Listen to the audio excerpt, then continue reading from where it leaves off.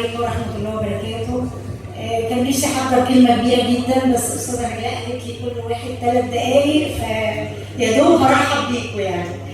طبعا أولا يعني من لم يشكر الناس لم يشكر الله، فطبعا كل الشكر والتقدير والاحترام والإعزاز للبنوتة الجميلة نجلاء عياد اللي مش بتدخر وقت ولا جهد، ويمكن أنا والله يعني حاسة بمعاناتها وقد إيه هي الفترة اللي فاتت كانت مضغوطة ومرهقة، ولكن كل ده بيهون مجرد إنها تشوف الناس مبسوطة.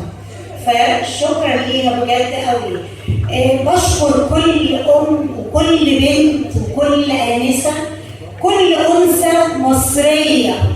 وليه بقول مصرية؟ لأن المصرية حبيبة ستنا هاجر. عايزة أقول لك أنت قوية أصلا، أنت مش محتاجة إن حد يكرمك، لأن رب العزة من 1444 سنة مكرمك، وسيدنا النبي صلى الله عليه وسلم قال فيه أحاديث كتير جدا. كل اللي موجودين طبعا برحب بيهم وبشكرهم، ووجودكم بجد فرحة للأمهات. واسمحوا لي يعني نفسي بس اشاور على حد واقول له ربنا يبارك فيك، عامل حاجه حلوه قوي قوي قوي في الدنيا.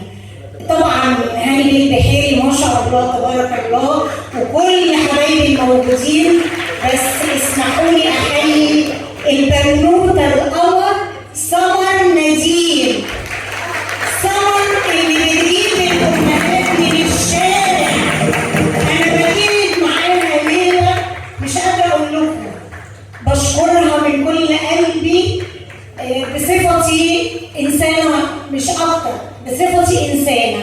وبقول لكل بنت وكل ست انتي بطله، كل حد فيكم بطل، كل واحده بتعمل حاجه بجد عندها بطوله. وقلنا لان هي واخده الطاقه اصلا منين، هي عندها اصلا باك جراوند كبير جدا. مفيش في العالم كله في قوة الأم المصرية.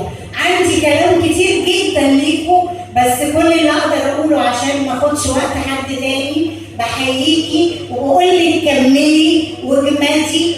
أنا كنت زيك وأكتر، ومريت بظروف فوق ما تتخيلوا في الصعوبة لمدة 24 سنة، ولكن بفضل من الله سبحانه وتعالى أنا واقفة قدامكم أهو. وكل الوقت كنت بقول لن يخذلني ربي من قبل ولن يخذلني أبدا، وثقتي في الله هي دي اللي وقفاني قدامكم دلوقتي.